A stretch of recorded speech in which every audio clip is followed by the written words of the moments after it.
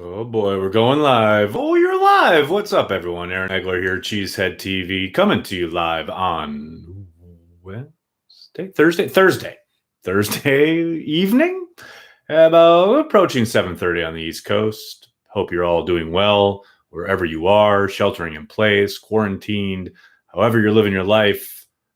Hope I can provide a little bit of a respite for it, where we can talk about some Packers and talk about Aaron Rodgers tweeting about afterlife and Ricky Gervais, which, by the way, very much agree with his sentiment in regards to the show Afterlife. I think it's brilliant, and season 2 is wonderful. Nothing's ever going to top The Office. He knows that. Ricky knows that. It's fine. But Afterlife is excellent on Netflix. Check it out if you haven't yet. Hello to everybody in the comments. Yo, Nags, how are we? Joey the Jaguar, what is up, buddy? How you doing? I miss my trivia regulars.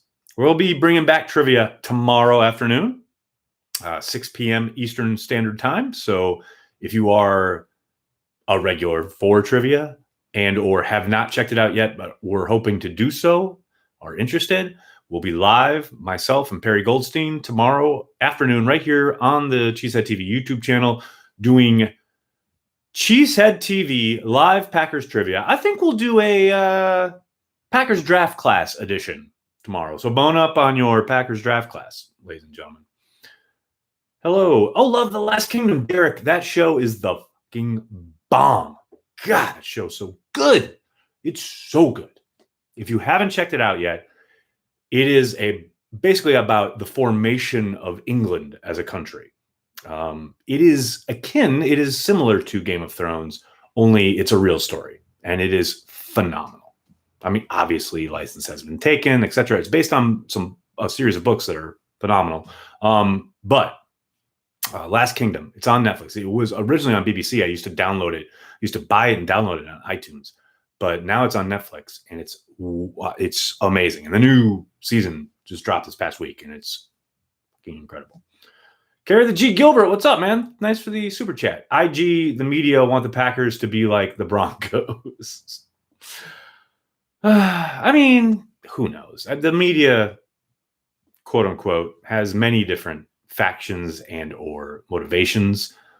I think, for the most part, the people that comment and or cover the Packers locally, the people that are there at 1265 Lombardi during the season, they're at practice, whatever, they're all good people, and they all are doing their best and are coming correct, etc. The national pundits, they see it as an opportunity. This idea of the Packers drafting a young quarterback and pushing Aaron Rodgers out, whatever. Aaron Rodgers is not surprised by this. Aaron Rodgers knew this was a possibility. There is zero doubt. And now that it's here, he's having a little fun tweeting about Ricky Gervais. God bless him. Hey, speaking of Aaron Rodgers, Aaron, buddy, call me. That's all I'm saying. Justin, thanks for the super chat. Hashtag Rodgers call Nags 2020. I mean, I appreciate the support. I recognize it's never going to happen. Been asking him on the show for a decade plus. Hasn't come on yet, but,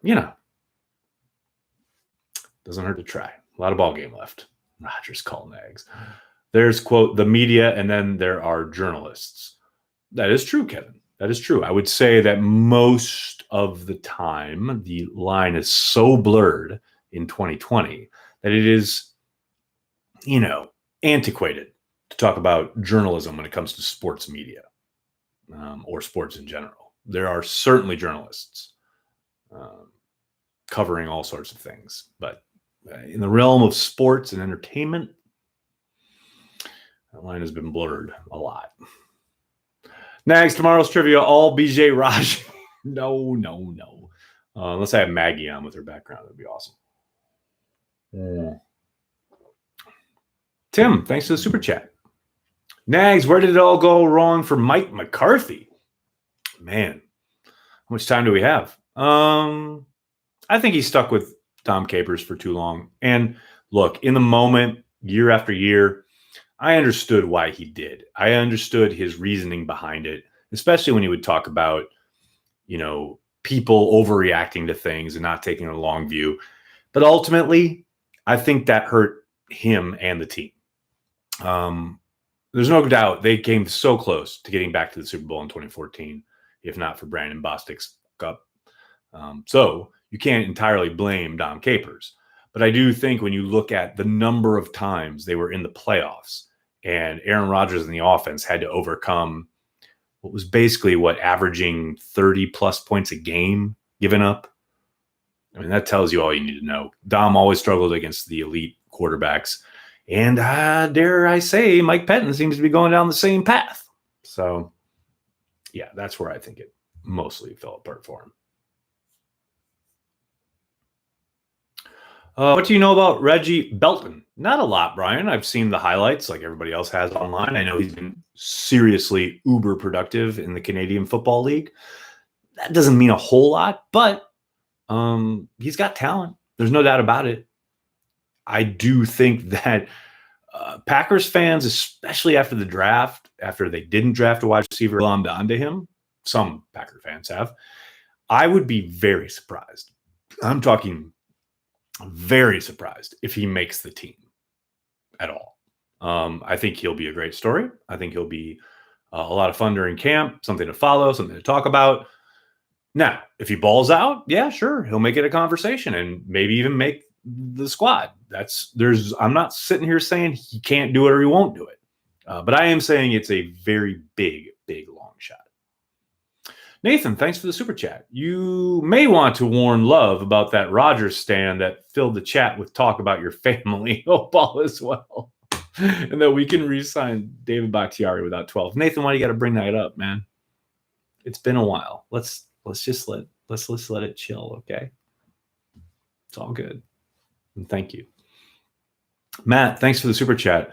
I'm a huge LaFleur fan. Does LaFleur get put on a short leash if the Packers come up shorter than the NFC Championship? No, not at all. I mean, obviously, it's a year-to-year proposition in the NFL for everybody.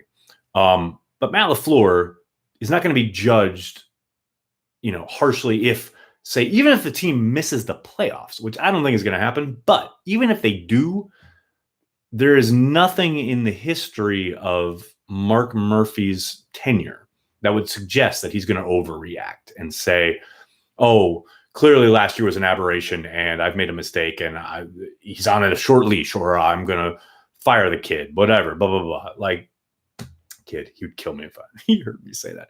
I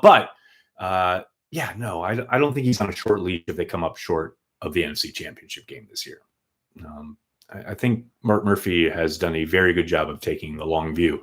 Now, maybe he's defaulted to the long view a little bit too much, especially in those last couple of years when Ted was at the helm. But I think for the most part, Mark has shown that he will let things play out.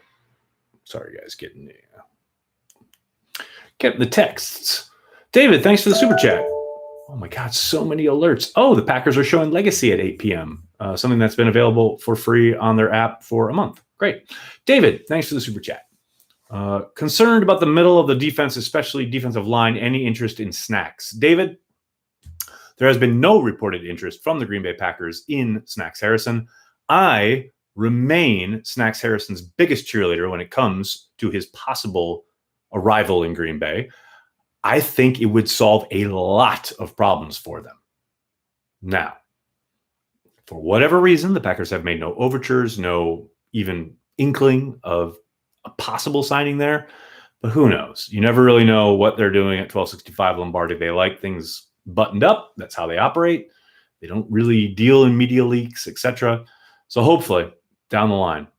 Now, look, if they don't sign him, does that mean they're dead on arrival once the season starts? No, of course not. They still have lots of talent up front. They have Kenny Clark. I think Kingsley Keke is a player. And if he needs to get on the field over Tyler Lancaster more often than not. Dean Lowry has his uses, though I still can't believe they paid him. But yes, I do think they will be a bit better defending the run, if only because I think Mike Pettin's going to have to adjust some things as to how he calls games and or approaches run defense. But yeah, man, Snacks Harrison would solve a lot of problems. There's no doubt. Stan, thanks for the super chat. Should we get Curtis Samuel? I mean, I wouldn't, but maybe they will. I'd be very surprised, though. I don't think Curtis Samuel is the missing piece, though. That's just me. Nathan, thanks for the super chat. Can we re-sign David Bakhtiari without 12 on the team? What? Bakhtiari is up this year. This is the last year of his deal. And Rodgers is going to be around for at least 2 years, if not 3. So if they re-sign David Bakhtiari, Aaron Rodgers will be on the team. I don't really understand that question. Matt, thanks for the super chat. This is for my bad typos from previous super chat. Dude, don't worry, but typos are fine. Bankies, yes, I'm a Packers fan, asshole, is the highlight of my day. Well, you should really thank Tyler, our social person, for putting that out there, because Lord knows in years past that would have been lost to the midst of time on a Packers transplant episode that no one went back to watch. Tyler, sometimes for good, sometimes for evil, goes back and mines these things and brings them back. Can I shout out Abraham? Animated? I don't know, man. That was spam in the chat there for a little bit. I will shout out Abraham on the condition that I'm not shouting out something controversial or stupid. But with that caveat, what's up, Abraham? How you doing? Antonio Brown? No. Any defensive coordinator candidates you like to see in Green Bay if Patton gets fired? Rex Ryan. No, I'm kidding. Man, no. Nothing right now. Can we get through the offseason? Can we get out of quarantine before I start thinking about possible other defensive coordinator prospects? And that's not a dig on you. I'm just saying, man, my mind has not even thought about it. Now, I mean, Mike Patton's the coordinator. This is the personnel he's got. Let's get to the Super Bowl. That's where I'm at. But hey, if we get to week 3 or 4 and it's the same old bullshit, ask me the question again. Tim, thanks for the super chat. Odds they re-sign Bakhtiari, Kenny, King, and Jones? Ooh, all 4? Very minimal. I think there's a decent chance they sign 2 of them, Bakhtiari and Kenny. I think there's a fair to middling chance they sign 3 of them, being Bakhtiari, Kenny, and Aaron Jones. I think there's a snowball's chance in hell they re-sign all 4 of them. I think King has got to take a pretty major hometown discount to stick around. That's, again, just guesswork on my part. John. Des Bryant? No. Let me see what else we got here. I'll take a couple more. Chances you feel the Packers will kick the tires and sign Snacks? I don't think they're very good. I mean, nothing in the Packers' history in general, Brian Gutekunst in particular, tells me that that's the kind of move he would make at this point after the draft with his roster, quote unquote, set. But given the fact that the tape is what it is and shows what it shows in regards to them getting their ass kicked up front and being controlled at the line of scrimmage, Snacks would solve a lot of that. He would really control things on early downs. I'm not saying, I'm just saying. I'm all for it. Bryson, thanks for the super chat. The NFL used to be a 6 degree of separation from Bill Walsh and his West Coast offense. Has the Mike Shanahan tree overtaken that now in today's NFL? Bryson, I think that's a really good point. Kind of, yes, in the sense that a lot of people are running the zone scheme, jet motion, boot action, etc. But don't forget, all of that coming from Mike Shanahan himself is rooted in the West Coast offense. I mean, that is all kind of an evolving version of what Shanahan was learning from Walsh and from Brown, etc., and that whole tree. A lot of the concepts are very similar, but I do agree that, yes, that system, Shanahan, McVay, now LaFleur, that is certainly starting to take root in the NFL. There's no doubt about it. Please answer my question. Why don't you like Aaron Rodgers, or why doesn't it seem that way on Twitter? Brian, mostly because people infer things rather than reading them at face value.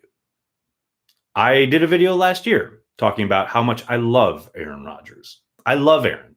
He's fantastic.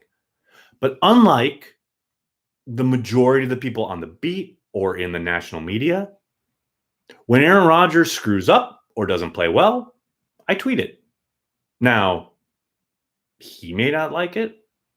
Some members of the media may not like it. I know there are certain members of his family who don't like it. But hey, I don't give a shit. The Packers were here before Aaron Rodgers. They're going to be here after he retires. And I'm still going to be a Packers fan. I was growing up. I will be when I'm old.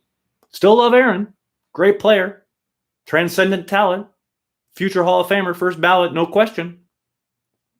But he has bad days. He has bad throws. He has bad reads.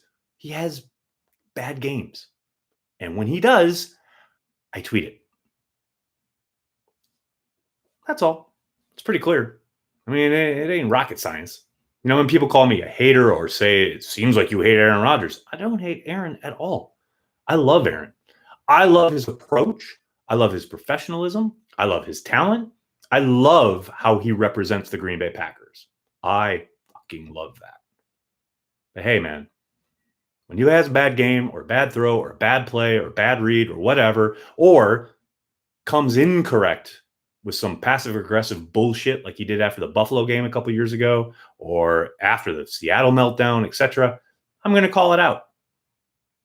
It's like a big brother or a little brother in this case, because I'm pretty sure I'm older than he is. You know, you mess up, I'm going to say it. People do the same to me, and that's cool. I get it. But, you know, that doesn't mean I don't like him or don't love him or don't think he's great or don't think or he shouldn't be the quarterback of the Packers. Of course not. Love the kid. But when he screws up, I'm going to say it. And that's where I kind of separate myself from a lot of other people. Do I see Gary playing inside at all next to Clark? Yeah, John, I think they'll mix and match both Gary and Za'Darius. You heard Brian talk about wanting to really utilize him a lot more across the formation, especially inside. You saw Za'Darius do a lot of that down the stretch last month or so of the season. I do think you'll see a mixing and matching of both Za'Darius and Rashawn throughout a lot of the pass rush stuff, a lot of the obvious passing situations. You'll get the Smiths and Gary on the field together, and I think it'll be kind of determined between scouting, you know, matchups, who they think might be able to take advantage of someone in a certain way because of what they've seen on film, etc. But make no mistake, they got to get Gary on the field. There is no doubt about that, and that is up to the coaches. Steve, thanks so much for the super chat. Very generous of you. Who is wide receiver 2? That is Allen Lazard. Look, I got a lot of pushback last night when someone asked me, when I was doing an Ask Me Anything on Twitter, oh, who's going to go for 1,000 yards? Or is anyone going to go for 1,000 yards in the Packers wide receiver group this year? And I said Adams and Lazard.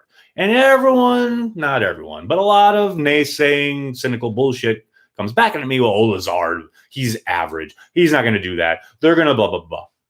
Dudes, ladies, everyone on earth, Allen Lazard is the fucking truth, man. This kid, watch his journey. Watch his college tape. Watch his preseason stuff in Jacksonville. Watch his stuff in Green Bay after he gets picked up. And then watch his belief, the belief from Aaron Rodgers in this kid. He's going to be productive. He's going to be the number 2. Yes. Will they mix and match? Will they be running a lot of 2 tight end or even 3 tight end stuff or double backs, which takes him off the field? No doubt about it. But Allen Lazard is going to ball out. Watch the last month of last season. You see his trajectory. That Minnesota game on Christmas Eve night or the day before Christmas Eve, whatever it was, he picks up 3 first downs, critical first downs on 3rd down.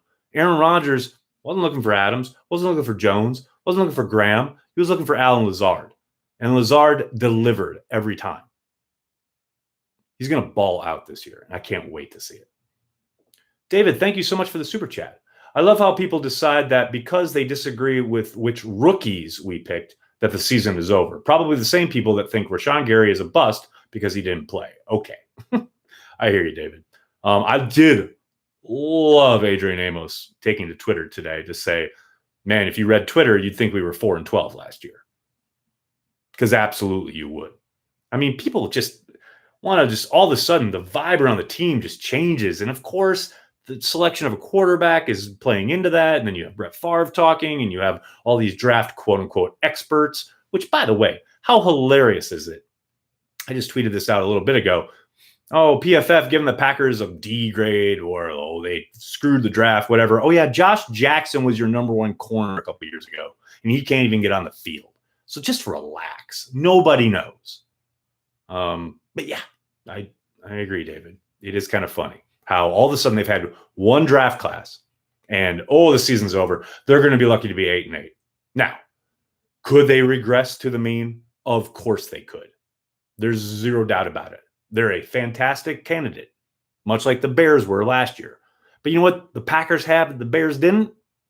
Aaron Rodgers. You know how many more years they have him for? At least 2, if not 3. And guess what? Now he's got motivation to ball out. So, yes, I bring it. Bring it on. You want to jump ship? You want to talk about how bad the Packers are? Oh, their draft has ruined them for this year, whatever. Go ahead and be a Vikings fan. I don't give a shit.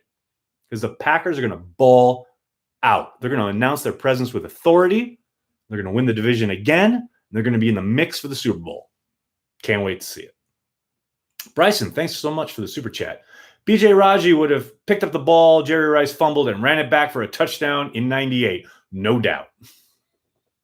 I love it, Bryce. I'm all in. Yes, he would have. None of this Gabe Wilkins nonsense. All right, I'm going to have to jump. I can't thank you guys enough for all the questions and for hanging out here on a Thursday afternoon in the off season in late April. Oh, was it May yet? No, tomorrow's May. All right, very good. 307 lost souls sitting here on YouTube on a Thursday night. I can't thank you guys enough, each and every one of you, for chilling, for hanging out, talking Packers. This is what we do here at Cheesehead TV. If you want to support what we do at Cheesehead TV, please consider giving us $5 a month on Patreon. Patreon.com/CheeseheadTV supports everything we do. You get exclusive access to my podcast every week, which this week features John Kuhn, former Packer, which, by the way, shout out to John and iHeart for announcing their deal today. It's something I had heard was in the works. They made it official. Can't wait to hear what John brings to the table down there in Milwaukee with iHeart. Awesome stuff. So yeah, patreon.com/CheeseheadTV. And hey, $5 a month. I know everything going on in the world. You don't want to give that money away. Totally get it. But please consider just hitting like on this video, subscribing to the page here on YouTube. It means a lot to us. Thank you so much, everybody. I'll be back tomorrow with Cheesehead TV Trivia. Me and Perry throwing it down, 6 p.m. Eastern, right here on the YouTube channel for Cheesehead TV. We're devoted to Green Bay Packers fans worldwide. Have a good night, everybody. Go Pack Go.